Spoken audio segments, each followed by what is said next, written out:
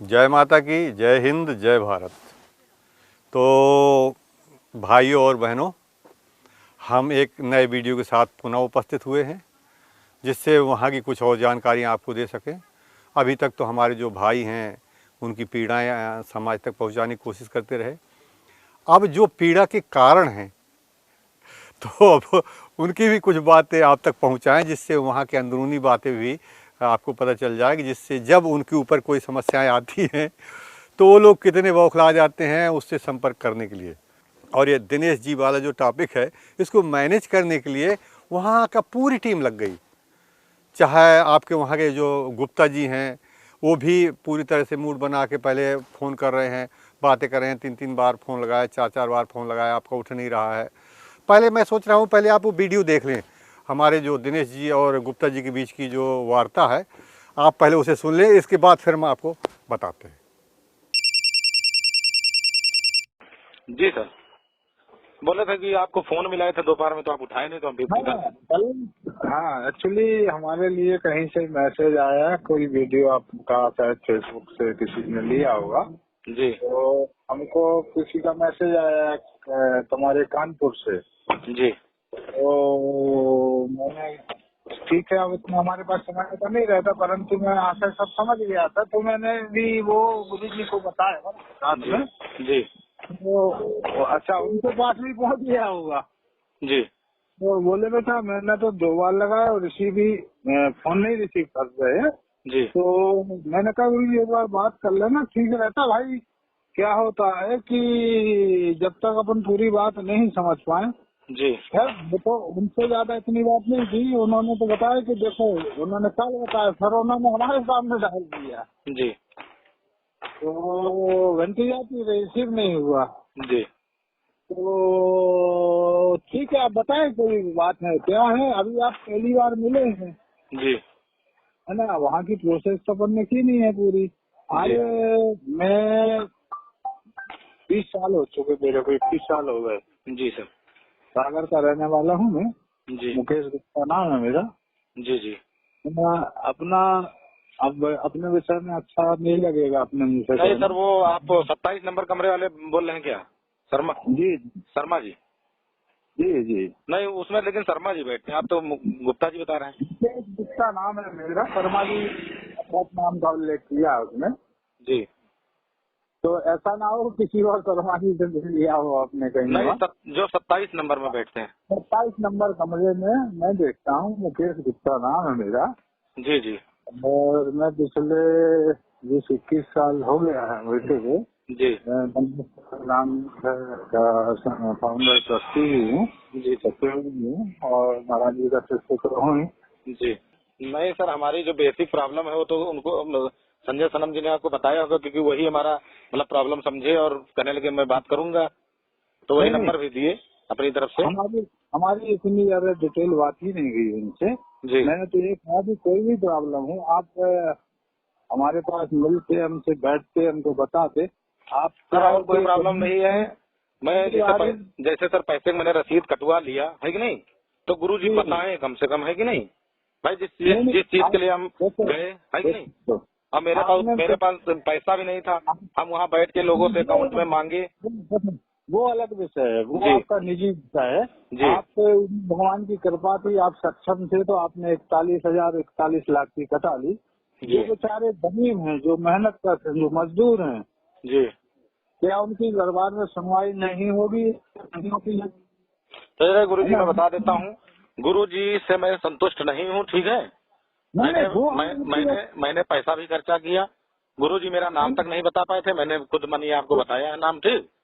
बस यही मैं हमारी क्वेरी थी कि गुरु जी, जैसे मैंने भाई पैसा खर्चा किया है कि नहीं, तो गुरु जी बताते थोड़ा अच्छा लगता बस। अभी आप ऐसा करना, एक बार और कष्ट करना, है ना, हमारे कहने से करना, है ना। और आप अपने नहीं गुरु जी, आप हमारी फोन ही बात करवा दीजिएगा, हमको कुछ चीजें बता देंगे, मानो है कि नहीं। कुछ तो मेरी अंदर से प्रसन्नता, जो मेरी वेदना थी वो खत्म हो जाए बस, है कि नहीं। और हम तो कोई मुद्दा भी नहीं है हमारा कुछ। नहीं, देखो आप तो, आपकी जब कोई वेदना नहीं है, आपकी कोई समस्या नहीं है, तो ये सब करने की कोई जरूरत नहीं है। आप तो किसी और की ले आना, है ना। अरे गुरु जी, हमारी बतवा दीजिए ना, आप हमारी बतवा दीजिए। सुनिए सुनिए, अच्छा बताइए, मैं कुछ सुन के यूट्यूब पे आज लोगों से पूछ के जैसे मैं पहुंचा, यदि मैं संतुष्ट हो जाऊंगा तब दूसरे को लाऊंगा ना। नहीं, जरूरत ही नहीं है। मेरी जी। बात समझिए, जी हम महाराज जी आपकी अकेली नहीं बताएंगे, जी। आपकी 7 पीढ़ी की गारंटी मैं ले लेता हूँ, और आगे की आपकी इच्छा हो 11 पीढ़ी की तो आप बता दो। नहीं तो हमको बताएंगे ही कि नहीं, जो भी हमारे, जैसे हम महाराज जी सुनिए, महाराज जी से चिट्ठा खोल देते हैं, एक प्रश्न बताइए, 5 प्रश्न बता देते हैं हम। सुनिए, अब 5 प्रश्न रखे हुए हैं, मेरे 5 प्रश्नों में से एक भी प्रश्न उन्होंने अपने उस पर नहीं लिखा। तो भाई हम कह रहे 5 नहीं, तुम्हारे 15 लिख लाना, 51 लिख लाना। महाराज जी क्यों नहीं बता पाए उस दिन? 5 प्रश्न मेरे थे तो 5 महाराज जी क्यों नहीं बता पाए? ये चीज हम पूछ रहे हैं। इतने ज्ञानी आदमी है कि नहीं? ये तो आपका कहना है महाराज जी, जी नहीं बता पाए जी। ये आपका कहना है। अब आप प्लानिंग से कह रहे हो, किसी के इशारे पे कह रहे हो, वो सारे पैसे। अरे महाराज जी, जिसका पैसा खर्चा होगा, हम किसी के इशारे पे नहीं कह रहे। सुनिए, ईमानदार आदमी की बातों से ही झलक जाता कि सत्य बोल रहा है कि झूठ बोल रहा है। हमें कोई प्रमाण की जरूरत नहीं है ना। तो वही तो कह रहे मुझे। भाई देखिए क्या हुआ, जैसे मैंने पैसा खर्चा किया तो किसी दूसरे के इशारे पे नहीं खर्चा किया मैंने। मैं बताऊँ, सुनो मेरी बात तो सुन लो यार। जी जी। अभी सुनना सीख लो। हाँ। मैं गारंटी ले रहा हूँ और 41,000 के 51,000 दूंगा आपको, चलो। और आपको सम्मान से सबसे आगे बैठा लूंगा, ठीक है। आप कुछ भी नहीं बताएंगे जी। आप प्रश्न अपने रख लाना, आप लिख के, ठीक है।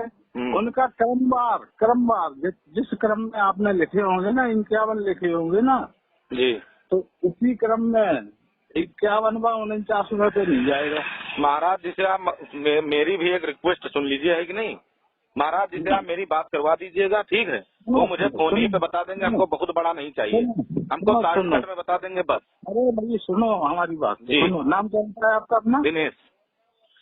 तो दिनेश जी महाराज जी, फोन पे यदि महाराज जी बात करते जी, हमारे पास लाखों रुपए देने वाले और करोड़ों रुपए देने वाले लोग हैं जी।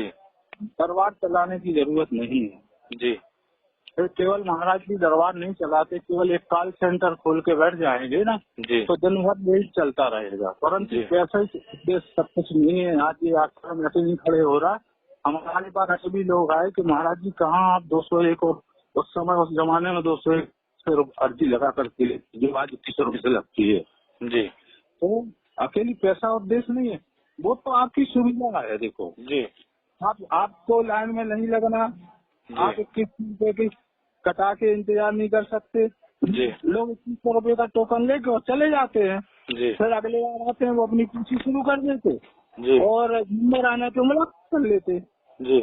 या नहीं है जिनकी 21 रुपए की समझ।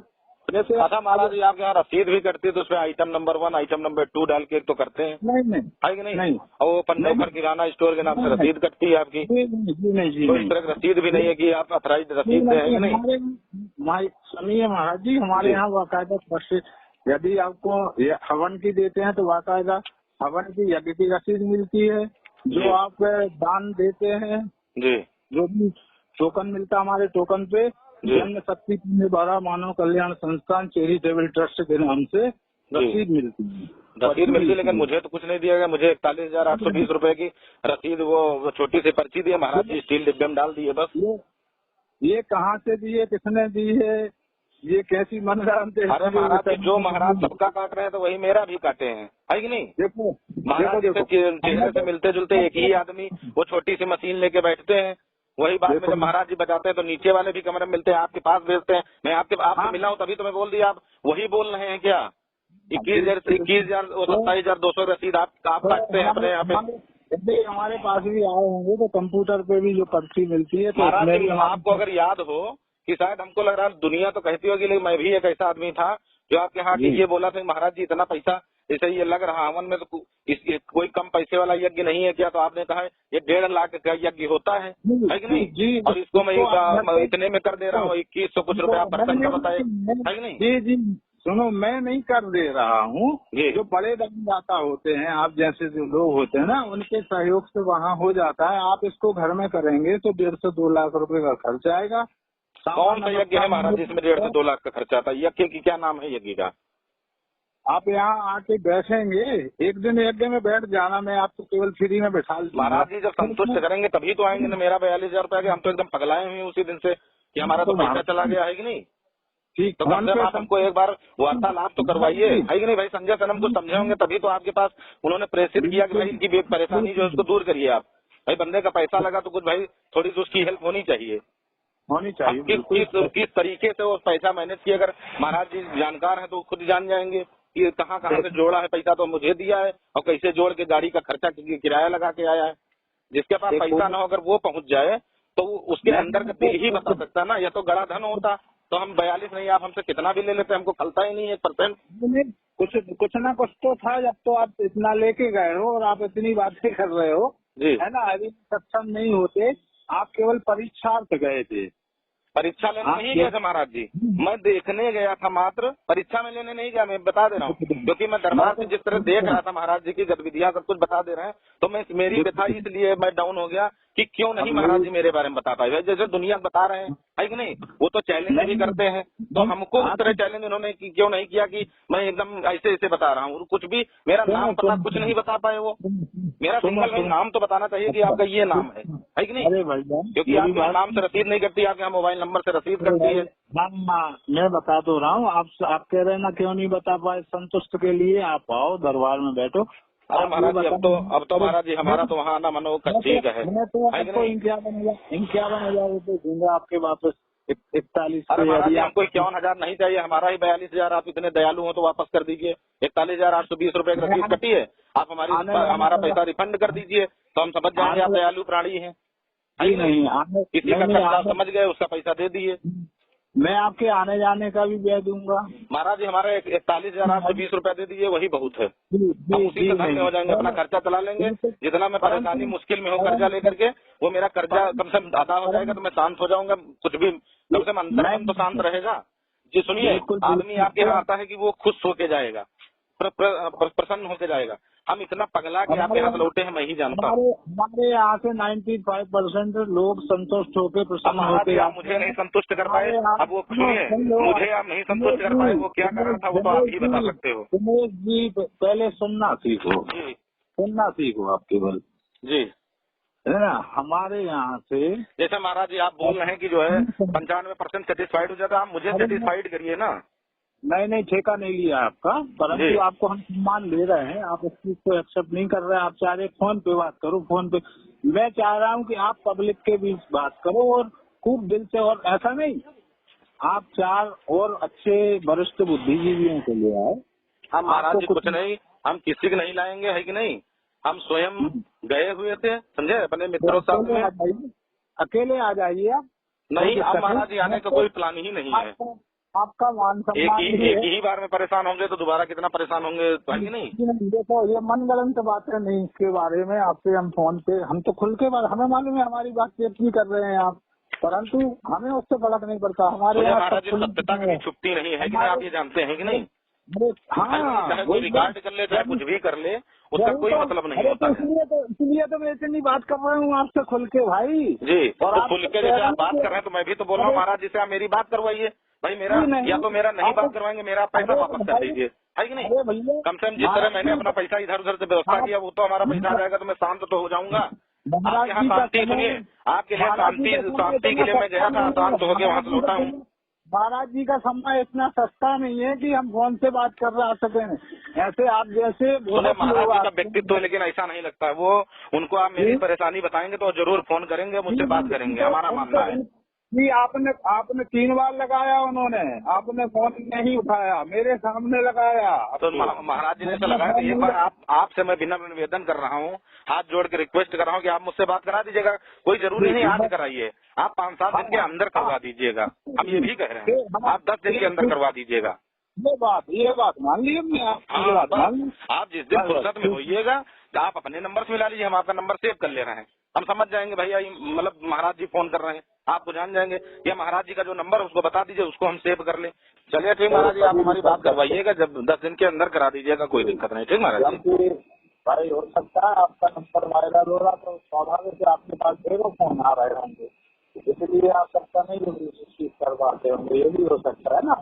क्या चीज? तो मैंने तो आपका नंबर वीडियो में दिया है, तो हो सकता है आपको ढेरों फोन आ रहे होंगे, तो आप नहीं, मेरे ढेरों फोन तो आ रहे हो, लेकिन हम फोन रिसीव ना करने का, बिटिया कभी कभी यूट्यूब देखती है, तो वो चीज है बस, और कुछ नहीं। कल उन्होंने 2-3 बार फोन लगाया हमारे सामने, बोला उन्होंने जी। मैंने तो लगाया, तो ये देखो फिर उन्होंने हमारे सामने डायरी किया, तो धमकी जा रही थी। चलिए आप मिला लीजिएगा महाराज जी, हम फोन रखेंगे, 1-2 दिन अपने पास लगातार रखेंगे, आप मिलाइएगा। ठीक महाराज जी, ओके महाराज जी, नमस्कार। नमस्कार। देखा आपने दिनेश जी की और गुप्ता जी की आवाज़ सुनी। ये है मैनेज करना। कोशिश की जाती है कि वहाँ का स्टाफ पूरी तरह मैनेज करने की कोशिश करता है। आपको ध्यान हो, पंडोखर सरकार ने, जिसे कहते हैं आप लोग और पंडोखर बाबा हम कहते हैं, आपने सुना होगा कि उन्होंने जैसे ही दिनेश से बात हुई तो उन्होंने अपने परिचय पंडोखर सरकार के रूप में दिया था। और जबकि लाइव में तो कहते हैं, कई जगह उन्होंने कहा, फिर भी लाइव में कहते हैं कि पंडोखर सरकार तो हनुमान जी बालाजी हैं। जब बालाजी हैं तो फिर आप अपने आप को पंडोखर सरकार कैसे कह रहे हैं? इन्हीं की जवानी आप सुन लीजिए। हेलो जी, पंडोखर सरकार बोल रहा हूँ भैया। जी सर, नमस्कार। जब आप एक तरफ कहते हैं दूसरी तरफ नहीं कहते हैं, तो इतना विरोधाभास क्यों है? अगर आप पंडोखर सरकार अपने आप को बताते हैं तो बताइए ना, क्या दिक्कत है? आप एक तरफ कहते हैं मैं पंडोखर सरकार नहीं हूँ, बालाजी हैं पंडोखर सरकार, तो आप ही ने ये शब्द कहे तो फिर किसने कहे? हेलो जी, पंडोखर सरकार बोल रहा हूँ भैया। हेलो जी, पंडोखर सरकार बोल रहा हूँ भैया। हेलो जी, पंडोखर सरकार बोल रहा हूँ भैया। एक बात, ये तो पुरानी वीडियो हो गई, अब नए वीडियो पे आइए, गुप्ता जी पे। आप देखिए किस तरह मैनेज किया जाता है कि कोई व्यक्ति को हम कैसे धीरे से बुला लें और बुला के उसको इतना प्रताड़ित करें कि वो भूल जाए, जो भी उसकी बातें सब कुछ भूल जाए, और उसको इतना दबाव में ले लें कि अपनी बातें वो भूल के जो हम चाहते हैं मैनेज करके बुलवा लें। पर दिनेश के केस में ऐसा नहीं हुआ। दिनेश जी अपनी बात पर अड़िग रहे। उन्होंने क्योंकि पैसे तो खर्च किए थे, उनका यही एम था कि भाई या तो आप हमें बता दीजिए तो पैसे दे दीजिए। इन्होंने कहा कि अगर आप पैसे देना, हम पैसे दे देते हैं, आप यहाँ आ जाइए। तो पैसे देने के लिए वहाँ क्या ज़रूरत है? पैसे तो आपको अकाउंट में उसने ट्रांसफ़र किए थे, आप भी अकाउंट में ट्रांसफ़र कर देते। पर ऐसा आप नहीं कर, क्योंकि आपका मेन उद्देश्य पैसा वापस थोड़े था। आपका तो मेन उद्देश्य ये था कि उसे प्रताड़ित करके उससे हम अपने फेवर में स्टेटमेंट दिलवा सके, और वो व्यक्ति आने को तैयार नहीं था। लास्ट में आपको कहना पड़ा कि ठीक है, तो फिर हम पैसे वापस नहीं करेंगे। तो पैसे तो आपको पैसे वैसे भी नहीं वापस करने थे। पर यहाँ पर एक बात ये आती है कि ऐसा दिनेश ने क्या कह दिया था जिससे इतना ये लोग बौखला गए। पहले उनके गुप्ता जी फ़ोन करके उन्हें मैनेज करने की कोशिश की, जब उससे मैनेज नहीं हुआ तो आप पंडोखर बाबा वही फ़ोन किए। आप उनकी बातों में आपने सुना होगा 3-3 बार इन्होंने 4-4 बार फ़ोन लगाया, उठा नहीं, तब लगाते रहे। क्यों? वैसे तो आप कोई व्यक्ति आता है 21,000 की पर्ची कटाता है, उससे तुरंत आप मिलते नहीं हैं। फ़ोन तो भूल जाओ, आप फ़ोन से किसी से बात नहीं करते हैं। वहाँ लोग आते हैं, केवल उनसे मिलना मुश्किल पड़ता है। और आप दिनेश को क्यों 3-3 बार फ़ोन लगाने की ज़रूरत पड़ रही थी? क्यों? इसलिए कि उसने, आपने जो उसने प्रश्न किए थे, 2 प्रश्न उसने गलत आपको बताए, आपने वही लिख दिए थे। ये आपकी ऐसी खतरनाक लूप होल थी कि आप लग रहा था कि समाज के बीच में जाएगा तो मेरी सारी स्थिति गड़बड़ा जाएगी, जो मैं अपने आप को त्रिकाल कहता हूँ, सामने आ जाएगा। यही कारण था कि आपको लग रहा था दिनेश से बात हो जाए, हम उसको मैनेज कर लें। इसी में आपने, चाहे वो पत्रकार महोदय हैं, उनको भी आपने साथ में लिया, गुप्ता जी को भी साथ में लिया, कोशिश की, और परिस्थिति हुई क्या? कुछ भी नहीं हुई। आप समाज के जितने भी बुद्धिजीवी वर्ग हैं, इसी से सारा समझ लें कि अगर इनके विरोध में कुछ भी जा रहा हो तो उसे मैनेज करने के लिए किस स्तर तक जा सकते हैं। मेरा जो भी हमारे भाई हैं, और उनसे मेरा यही कहना है कि आप इससे बहुत कुछ समझ गए होंगे, और अगर आप 2 बार 3 बार इस वीडियो को देखेंगे तो और बहुत कुछ समझ पाएंगे। इसके इतने में ही इतनी नहीं है, हम और भी वीडियो आपको देंगे, क्योंकि अभी तक तो ये था कि हम समाज के बीच की वीडियो दे रहे थे, जो हमारे भाई जिनके साथ अन्याय हुआ था, लुटे हुए थे, उनके वीडियो दे रहे थे। अब हम आपको, क्योंकि कुछ भाइयों का ये प्रश्न था कि आप एक पक्षी दिखा रहे हैं और उनकी भी कुछ बातें दिखाइए, तो हमने सोचा कि चलिए ये ऐसा भी सही है। कुछ ऐसा संयोग प्रकृति सत्ता गुरु सत्ता ने बनाया कि वह भी वीडियो हमारे आने प्रारंभ हो गए, वो हमने दिखाना शुरू कर दिया, और आप देख ही रहे हैं। और आपको एक जानकारी और दे दूँ, इससे भी अभी वहाँ की महत्वपूर्ण जानकारी, इससे अधिक बड़ी वाली, वो भी हम दिखाएंगे। इतने में इतनी नहीं है कि ये वीडियो अंतिम है, अभी इसके बाद और हम आपको वीडियो देंगे जिससे आपको ये पता चल सकेगा वहाँ किस तरह मैनेज होता है, वहाँ क्या सोच चल रही है, और ये उन्हीं लोगों की ज़बानी जो वहाँ के प्रमुख कहलाते हैं। इन्हीं शब्दों के साथ आगे वीडियो तक आप सभी से जय माता की, जय हिंद, जय भारत।